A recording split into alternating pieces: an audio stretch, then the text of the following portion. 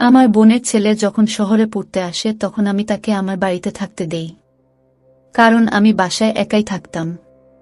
আমার বড় বাইরে ছিল বলে তার সাথে এই ব্যাপারে কথা বললে সে রাজি হয়ে যায়। আমার বোনের ছেলে আমার অনেক খেয়াল রাখত, বাজার থেকে কোনো কিছু আনার প্রয়োজন হলে সে এনে দিত। একদিন হঠাৎ আমি অসুস্থ হয়ে পড়ি। তখন আমার বোনের ছেলে বলে, এখন তুমি শুধু আরাম করবে।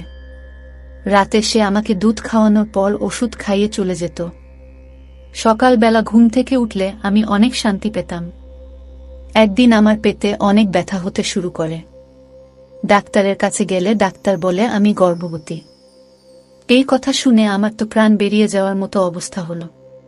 বন্ধুরা, গল্পটি শুরু করার আগে আপনি যদি আমার এই ছোট চ্যানেলটির নতুন দর্শক হয়ে থাকেন তাহলে চ্যানেলটি সাবস্ক্রাইব করে আমাদের সাথে থাকবেন। ডাক্তার যখন আমাকে বলে আমি গর্ভবতী তখন আমার মাথায় আকাশ ভেঙে পড়ে। আমি আশ্চর্য হয়ে ডাক্তারের মুখের দিকে তাকিয়ে থাকি। তিনি আমাকে এমন একটা কথা বলেছিলেন, সেটা শোনার পর আমার চিন্তাভাবনা করার ক্ষমতা হারিয়ে গেছিল। আমার মনে হচ্ছিল আমার উপর পাহাড় ভেঙে পড়েছে, এটা কি করে সম্ভব? আমি এটা মেনে নিতে পারছিলাম না। আমি ডাক্তারকে বলি, নিশ্চয়ই আপনার কোথাও ভুল হচ্ছে, আমার শুধু পেটে ব্যথা করত। সে আমাকে দেখে হাসতে থাকে। সে আমাকে রিপোর্ট দেখায়, আমাকে বলে, বিগত 3 বছর ধরে তুমি আমার কাছে এই জন্যই তো চিকিৎসা করছো। অবশেষে ভগবান যখন তোমাকে খুশির খবর শুনিয়ে দিল, তখন তো তোমার ভগবানকে ধন্যবাদ দেওয়া উচিত। আমি আমার রিপোর্ট দেখে চমকে যাই। আমি কখনো ভাবতে পারিনি আমার জীবনে কখনো এরকম ভয়ঙ্কর ঘটনা ঘটবে। আমি তো এই কথা শুনে ঘাবড়ে যাই। আমার বিয়ের 5 বছর হতে চলল, আর আমার বর কাজের সূত্রে বাইরে থাকে। কয়েক বছরে শুধুমাত্র 10 দিনের জন্য দেশে আসে। আর আমি চাইতাম সেই সময় আমার ইচ্ছা যাতে পূরণ হয়ে যায়, যাতে আমার মন বাচ্চার উপরে থাকে, তাকে নিয়ে যাতে আমি দিন কাটাতে পারি। কিন্তু প্রত্যেকবার আমি দুঃখ পেতাম। এখন তো সে বিদেশে ছিল। আমি ডাক্তারকে কিছু বলিনি। নিজের রিপোর্ট নিয়ে ধীরে ধীরে বাইরে চলে আসি। আমার মাথা কাজ করা বন্ধ করে দিয়েছিল। এটা কি করে হতে পারে? আমি গর্ভবতী।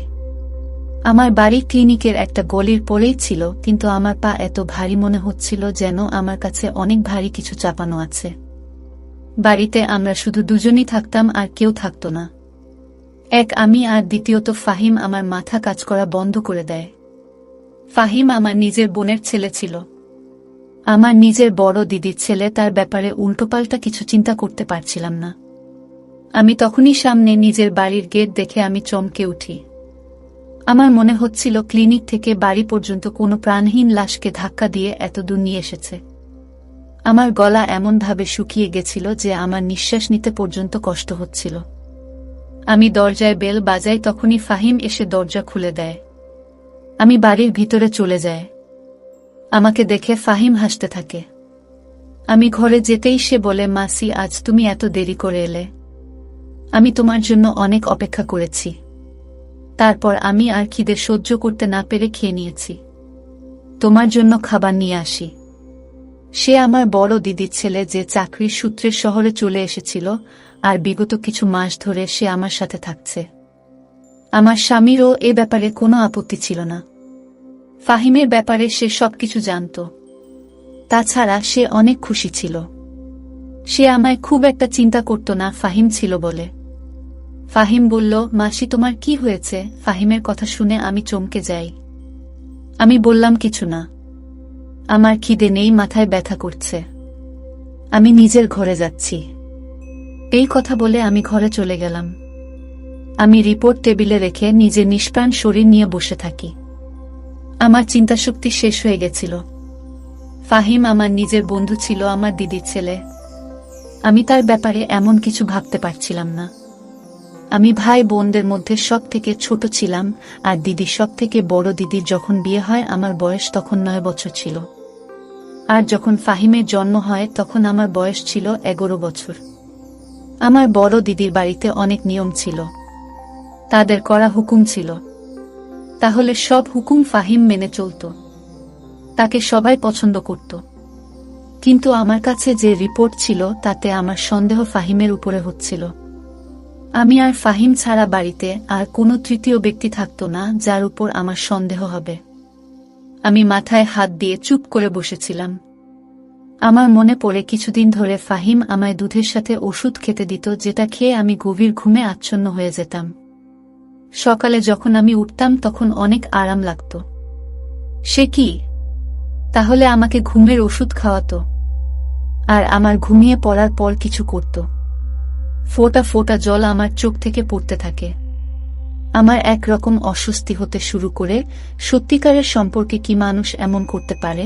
নিজস্ব শারীরিক চাহিদা মেটানোর জন্য মানুষ এমন করতে পারে? আমি তার মাসি ছিলাম, তার নিজের মায়ের বোন, মানে তার মায়েরই মতন। সে আমার কাছে ছেলের মতোই ছিল। আমি তার সামনে কোনো পর্দা করতাম না। তার মাথা যদি আমার ব্যাপারে এরকম ভাবেও, তবে তার মন কি করে এই পাপ, এই অন্যায় করতে সম্মতি দিল? আমি অনেক কাঁদছিলাম। আমি যে কি ভয়ঙ্কর যন্ত্রণা সহ্য করেছি তা হয়তো কেউ বুঝতেও পারবে না। আমার মনে পড়ে গেল ছোটবেলায় আমি যখন দিদির কাছে থাকতাম, তখন সে আমার কোলে বসে পড়ত। সে আমাকে মাসি না বলে মাতামাতি বলতো। আমি সবার ছোট ছিলাম আর সে দিদির প্রথম সন্তান ছিল। সেই জন্য আমার বাড়িতে সবথেকে বেশি সময় সে আমার সাথে কাটাত। যখন আমার বিয়ে ঠিক হয় তখন সে নতুন নতুন কলেজে ভর্তি হয়েছে। সে আমাকে সোহানের নাম নিয়ে অনেক রাতও সে বলতো, তুমি এত সুন্দরী, মনমোহিনী। আর সে লম্বা চওড়া ছেলে, তার উপরে রাগী মেজাজের। মাসি, সোহান আঙ্কেলকে তোমার সাথে একদম মানাবে না। তোমার সাথে তো আমার মতো কোনো স্মার্ট ছেলেকে ভালো লাগবে। সে সবসময় সোহানের ব্যাপারে এরকম বলতো। সত্যি। আর কি করত? আমি তার দিকে অনেক রেগে রেগে তাকাতাম। আমার আর তার মধ্যে আন্ডারস্ট্যান্ডিংও অনেক ভালো ছিল। যখন সে আসতো রাতে অনেক কথা বলতো, হাসতো, মজা করত। সে এখন আমায় বলে, সোহান আঙ্কেল মনে হয় বিদেশে কোনো মেম সাহেবকে বিয়ে করে নিয়েছে, সেজন্যই তো ফিরতে চায় না। আমি তার দিকে রেগে রেগে তাকাতাম আর হাসতাম। তাকে দেখে কখনো এমন মনে হতো না যে সে আমার সাথে এমন নোংরা কাজ করতে পারে। আমি এই সবই চিন্তা করছিলাম। তখনই ফাহিম দরজায় ঠক ঠক শব্দ করে ঘরের ভিতরে এলো। তখনও তার হাতে দুধের গ্লাস, ওষুধও ছিল। সে খুব স্বাভাবিকভাবেই আমার সামনে বসল, কিন্তু সে বিছানায় বসতেই আমি ভয়ে পিছনে সরে যাই। যে সব কথা আমি ডাক্তারের থেকে শুনে এসেছিলাম, তাতে আমার জায়গায় যে কেউ থাকুক না কেন সে ভয় পেয়ে যেত। আমি একা সে সময় ফাহিমের সাথে বাড়িতে ছিলাম। সে আমাকে এভাবে ভয় পেতে দেখে অবাক হয়ে যায়। কি ব্যাপার মাসি, তুমি এত ভয় পেয়ে আছো কেন? সবকিছু ঠিক আছে তো? নাও, দুধ খাও আর আরাম করো। ফাহিম আমার দিকে গ্লাসটা এগিয়ে দেয়। আমি তার কাছ থেকে গ্লাস নিয়ে পাশে রেখে দিই। তাকে বলি, যাও এখান থেকে, আমার ঘুম পাচ্ছে। কারণ আমি জানতাম সে এখন আমার পাশে বসে তার অফিসের গল্প বলবে। যতক্ষণ না আমি গভীর ঘুমে ঘুমিয়ে পড়ি সেখান থেকে উঠবে না। আমার এরকম কথা শুনে সে ঘাবড়ে যায় আর একটু অবাক হয়ে যায়। কি ব্যাপার মাসি, তোমার শরীর ঠিক আছে তো? হয়তো আমায় এভাবে কথা বলতে শুনে সে চিন্তিত হয়ে গেছে। আমার তার উপর আরো রাগ হতে থাকে।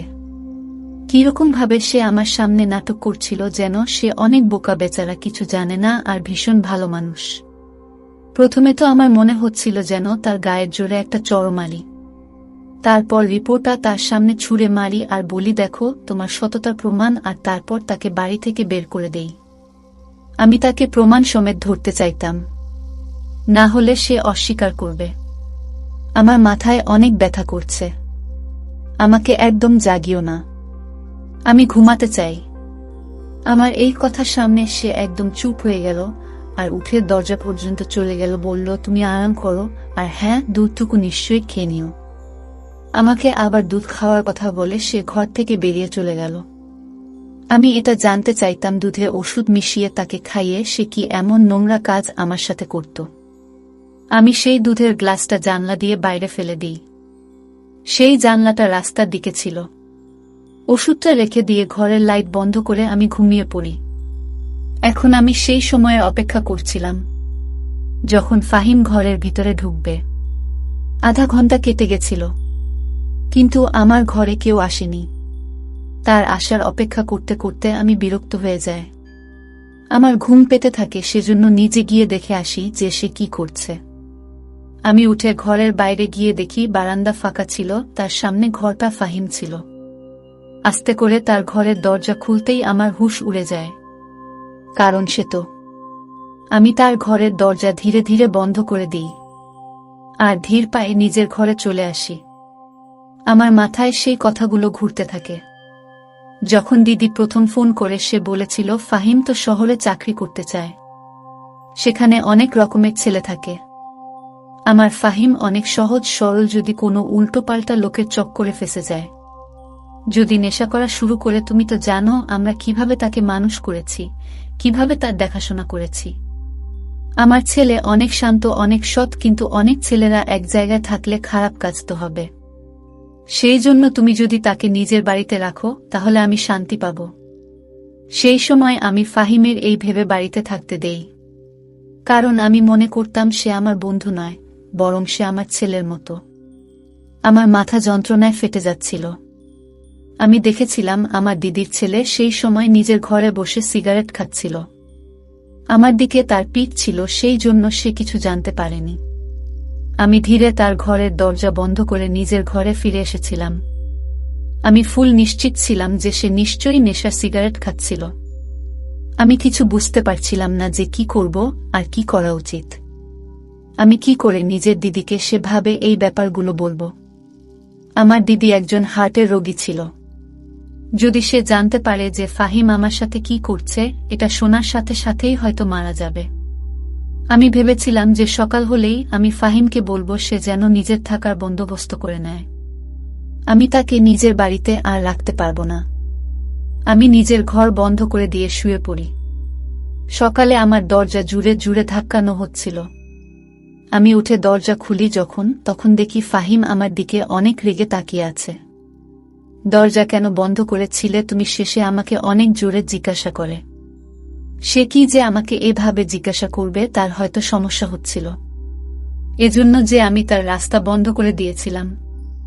সে যে অন্যায় আমার সাথে করছিল, হয়তো তার চাহিদা পূরণ না হওয়ার কারণে সেভাবে আমার সাথে কথা বলছিল।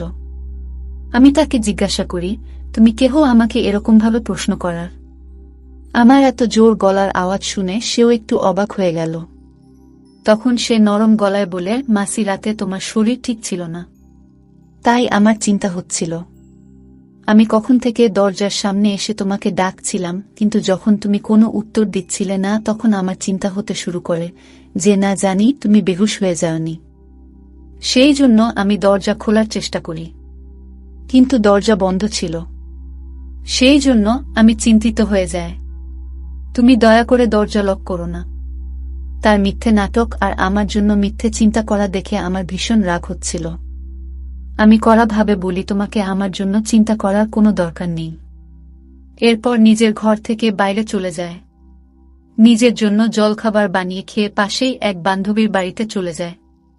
আমার পাশের বাড়িতেও আমার বয়সী একজন মেয়ে থাকত, সে বিবাহিত ছিল। যখনই আমার বর দেশের বাইরে যেত তখন সে আমার খেয়াল রাখত। আমার তার বন্ধুত্ব অনেক ভালো ছিল। তার বর আমাকে নিজের বোনের মতো দেখত। যখনই সে বাজারে যেত তখনই আমাকে জিজ্ঞাসা করত, বোন, তোমার জন্য কিছু কিনতে হবে, যদি কিছু আনতে হয় আমাকে বলো। আমি প্রায় তাকে বাজার থেকে জিনিস কিনতে দিতাম। যবে থেকে ফাহিম আসে তখন থেকে ফাহিম এসব কাজ করত। এখন আমার প্রতিবেশী সীমার সাথেই কাজ ছিল যে আমায় বর্জন করতে হবে। এই পাপ আমার জীবন থেকে শেষ করে দেওয়া ছাড়া আমার আর কোনো উপায় ছিল না। আমি এটাই বুঝতে পারছিলাম না যে আমি সীমাকে কি বলবো, না জানি সে আমার ব্যাপারে কি ভাববে। কিন্তু আমার কোনো না কোনো মহিলাকে তো দরকার ছিলই।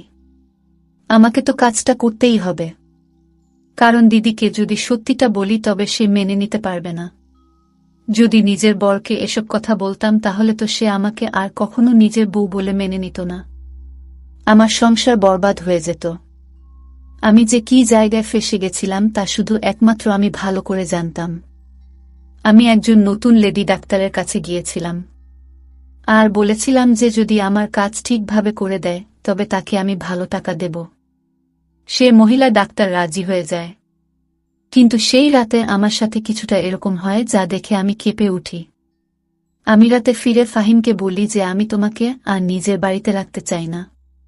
সেই জন্য সে যেন 1 সপ্তাহের মধ্যে নিজের থাকার ব্যবস্থা করে নেয়। আমার কথা শুনে সে অবাক হয়ে যায়। মাসি, তুমি এসব কি বলছো? আমি তোমাকে ছেড়ে কোথায় যাব?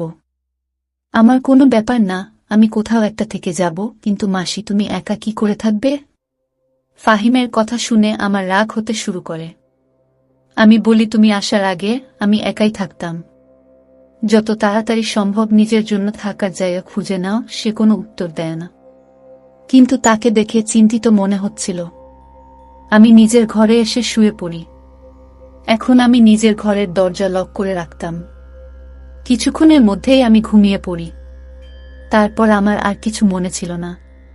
রাতে যখন চোখ খুলে তখন মনে হচ্ছিল যে আমার পাশে কেউ শুয়ে আছে, কিন্তু আমার ঘরে অনেক অন্ধকার ছিল। এতটাই অন্ধকার ছিল যে আমি সেই মানুষটাকে দেখতে পাচ্ছিলাম না। শুধু এটা মনে হচ্ছিল যে আমার পাশে কেউ শুয়ে আছে। আমি অনেক ভয় পেয়ে গেছিলাম। আমি তাড়াহুড়ো করে কিছু বুঝতে না পেরে চিৎকার করতে থাকি। কিছুক্ষণের মধ্যেই আমার পাশে শুয়ে থাকা মানুষটা উঠে বসে। আমার বিছানা থেকে উঠে যাওয়ার আগেই সেই মানুষ নিজের হাত দিয়ে আমার মুখ চেপে ধরে। এখন তো আমি অনেক চমকে গিয়েছিলাম। আমি নিজেকে বাঁচানোর কোনো কথা চিন্তা করার আগে সে মানুষটা বিছানার পাশে থাকা ল্যাম্প অন করে দেয়। তাকে দেখে তো আমার হুঁশ হারিয়ে যায়। আমার সামনে আমার বর ছিল কখন বাড়ি আসে। সে আমাকে কিছু না জানিয়ে হঠাৎ চলে এসেছিল। সে হাসতে থাকে, বলে তোমাকে সারপ্রাইজ দেওয়ার ছিল। যখন আমি বাড়ি ফিরি তখন ফাহিম দরজা খুলে। সে জানতো আমি এখানে আছি। যখন আমি ঘরে আসি তখন ঘর লক ছিল। তুমি জানো, জানলা দিয়ে আমাকে ভিতরে আসতে হয়েছে। তুমি তো অদ্ভুত। এখানে কি এমন অচেনা ব্যক্তি আছে যে তুমি দরজা লক করেছ? তার কথায় আমি উত্তর দিতাম। সেই সময় আমি মন থেকে অনেক ভেঙে পড়েছিলাম। সেই জন্য সোহানের গলা জড়িয়ে আমি অনেক কাঁদতে থাকি। সে ভেবেছিল যে সে ছিল না বলে আমি উদাস ছিলাম। সেজন্য এভাবে হঠাৎ তাকে সামনে দেখে কেঁদে দিয়েছি। সত্যিটা অন্য কিছু ছিল। আমি জানতাম আমার উপর দিয়ে কি ঝড় বয়ে যাচ্ছে। সে আমাকে সান্ত্বনা দিতে থাকে। সকালে যখন আমি উঠি তখনও সোহান ঘুমাচ্ছিল। আমি অনেক চিন্তিত ছিলাম। আজ আমাকে ডাক্তারের কাছে অ্যাবর্শন করতে যেতে হবে, কিন্তু সোহানের উপস্থিতিতে এটা সম্ভব নয়। আমি এটা ভেবে চিন্তিত ছিলাম যে সোহানের কাছে কি অজুহাত দেবে, কি করে এই কথাটা লুকাবো। আমি চিন্তিত হয়ে বাইরে বসেছিলাম। তখনই ফাহিম রান্নাঘর থেকে বের হয়। সে নিজের ও সকলের জলখাবার বানিয়ে টেবিলে রাখছিল।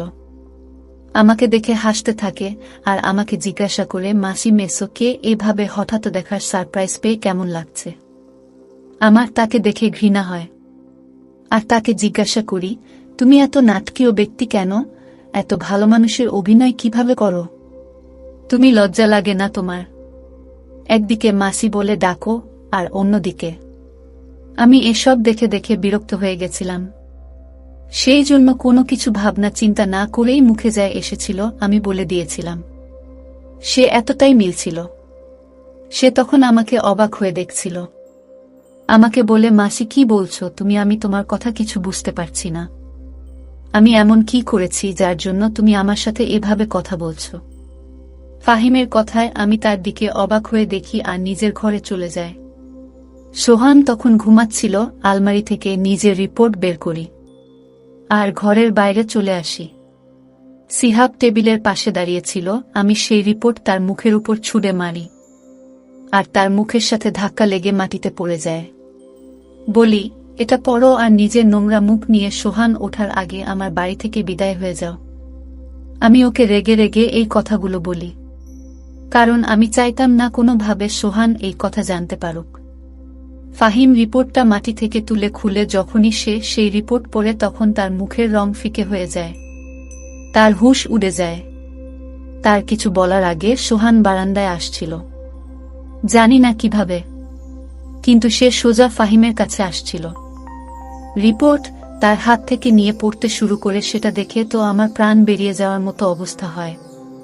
আমার সংসার নষ্ট হয়ে যাবে। সোহান তো আমাকে তালাক দিয়ে দেবে। আমার খুব বাজেভাবে মাথা ঘুরে যায় আর আমি পড়ে যাই। যখন আমার হুঁশ আসে তখন দেখি আমি হাসপাতালে আসছি। আমার হাত কাঁপছিল আর সোহান আমার দিকে দেখছিল। ফাহিম ও সেখানে দাঁড়িয়েছিল। আমি সোহানকে দেখে কাঁদতে থাকি। আমি বলি, আমার কোনো দোষ নেই। ফাহিম আমাকে ঘুমের ওষুধ দিত। আমি কিছু জানি না। দোহাই, আমাকে তালাক দিও না। আমি তোমাকে অনেক ভালোবাসি, আমি তোমাকে ছাড়া বাঁচতে পারবো না। আমি বিছানায় শুয়ে তার হাত ধরে তার কাছ থেকে ক্ষমা চাইছিলাম। শেষে আমার হাত ধরে বললে, তুমি চিন্তা করো না, আমি তোমাকে ছাড়ব না। আমি আবার নতুন করে তোমার টেস্ট করিয়েছি, তুমি গর্ভবতী। হয়তো অন্য কারো রিপোর্ট তোমার রিপোর্টের সাথে বদলে গিয়েছিল। না তুমি দোষী আর না শিহাবের কোনো দোষ আছে। এরকম কিছু নয়, তুমি তার চরিত্রের উপর সন্দেহ করো না। শুধু রিপোর্টও অদল বদল হয়ে গেছিল। এটা একটা ভুল বোঝাবুঝি হয়েছে। ফাহিমের উপর যখন আমার নজর পড়ে তখন সে কাঁদছিল, তার মুখ থেকে কোনো শব্দ বেরোচ্ছিল না। ও শুধু কাঁদছিল। আমাকে দেখে আমার কাছে এলো আর বলল, মাসি, তুমি কি করে ভাবলে যে আমি তোমার সাথে এরকম করতে পারি? আমি আমার মা আর তোমার মধ্যে কখনো কোনো পার্থক্য করিনি। আমি তো কখনো কোনো অচেনা মেয়ের দিকে চোখ তুলে পর্যন্ত তাকাইনি। তুমি তো আমার মায়ের মতো। আমি বললাম, আমি তোমাকে সিগারেট খেতে দেখেছি। সে বলে, আমি নেশা আর সিগারেট কখনো খাই না। হ্যাঁ, কখনো কখনো এমনি সিগারেট খাই। আমি তোমার খেয়াল এই জন্য রাখতাম যে ছোটবেলা থেকে আমি তোমার কোলে পিঠে করে মানুষ হয়েছি, বড় হয়েছি, সেই জন্য। যেভাবে আমি আমার মায়ের খাবার আর ওষুধের খেয়াল রাখতাম সেভাবেই তোমারও খেয়াল রাখতাম। আমি যদি জানতাম আমার জন্য তোমার অসুবিধা হবে তাহলে আমি কখনো ওখানে যেতামই না। সে কেঁদে কেঁদে এই কথাগুলো বলছিল। একটা ভুল রিপোর্ট আমাকে লজ্জায় ফেলে দিয়েছিল। আমি নিজের দিদির ছেলের ব্যাপারে কি না ভেবেছিলাম। কিন্তু আমার মাথায় একবারও এই চিন্তা আসেনি যে রিপোর্ট ভুলও হতে পারে। আফসোস, যদি আমি দ্বিতীয়বার আরও একবার টেস্ট করে নিতাম তাহলে এসব কিছু ঘটত না। বন্ধুরা, আজকের গল্প এখানেই শেষ করছি। যদি আমার গল্পগুলো তোমাদের ভালো লাগে তাহলে একটা লাইক দিয়ে বন্ধুদের সাথে শেয়ার করে দিন। দেখা হবে আগামীকালের নতুন ভিডিওতে। সবাই ভালো থাকবেন। ধন্যবাদ।